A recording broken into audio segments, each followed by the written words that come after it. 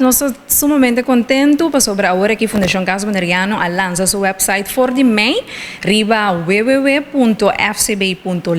com V, verdade, Fundação Caso Boneriano lança essa aqui está obtenível seguro para o povo de Bonaire, especialmente para nós herdona e também buscador de casa. De caso aqui website,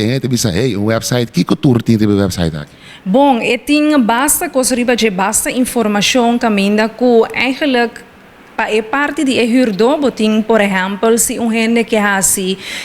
queijo social e que hace queijo técnico, tudo isso aqui não está possível riba e website aqui, e mais claro, se gente que entrega caso, se tem gana de lo quer traslado de caso, no momento que nós põe caso riba nosso website, caso baixo, e também por reaccionar riba e parte aqui. E não somente para herdor, pero também para o buscador de caso, no momento que vai ativar sua conta riba e website de Fundação Caso Boneriano. Para mencionar, ativar conta, que podemos compreender about isso aqui? Bom, lo qual que nós bem agora que eigenlijk nós manda e-mail address caba para nos herdona e também para nos buscadores de casa, que caminha que não por vai ativar na conta e não também há e-mail de parte de fundação que não por assim essa aqui. Tem gente que atualmente há activeringscode, maneira nós está e-mail,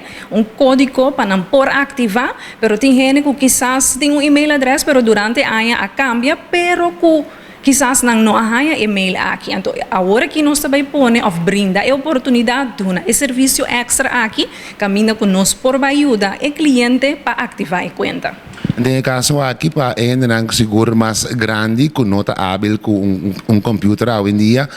você vai estar ajudando com? Seguro, nós acorda riba essa aqui e enfocar, ênfase riba é grande não que não tem hábil maneira para mencionar que na nota hábil para tratar com laptop, com computer, pois nós vai agora aqui assim que começando amanhã, 22 de junho, nós vamos ajudar o grupito aqui, mas claro, nós queremos invitar o povo de Bonaire, sim, pero nós ênfase arriba o grupito aqui, começando amanhã, 22 de junho, e diz aqui, me também mencionar também, o dia não que nós vamos ter extra na oficina de Fundação Caso Boneriano, e também tem outro semana que nós vamos ter 30 e barrio não.